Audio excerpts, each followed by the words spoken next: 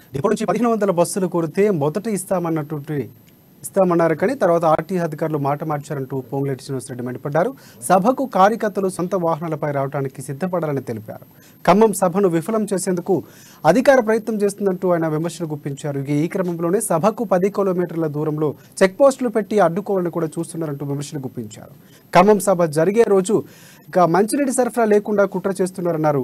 BRS సభను తలదన్నేలా కాంగ్రెస్ సభ నిర్వహిస్తామని పొంగులేటి స్పష్టం చేశారు. అధికారులకేదో సందేశం ఇచ్చారట. ఆదివారం సాయంత్రం మీటింగ్ కదా, శనివారం నాడు ఆ రోజు మొత్తం కూడా మీరు మంచినీళ్ళు ట్యాపులకి మంచినీళ్ళు ఇవ్వద్దు అని చెప్పారట.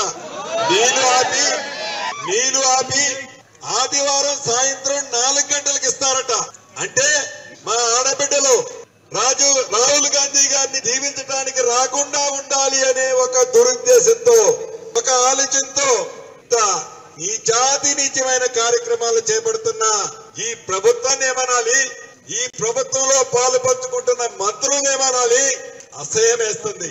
చివరగా ఒకటే చెప్తున్నాను, గోడకి బంతి ఎంత గట్టిగా కొడితే ఆ బంతి అంత స్పీడ్గా రివర్స్ వస్తుంది. అయ్యా కల్వకుంట్ల చంద్రశేఖరరావు గారు, మళ్ళీ ఈ వేదిక మీద నుంచి మీకు సవాల్ ఇస్తున్నాను. అధికారులకేదో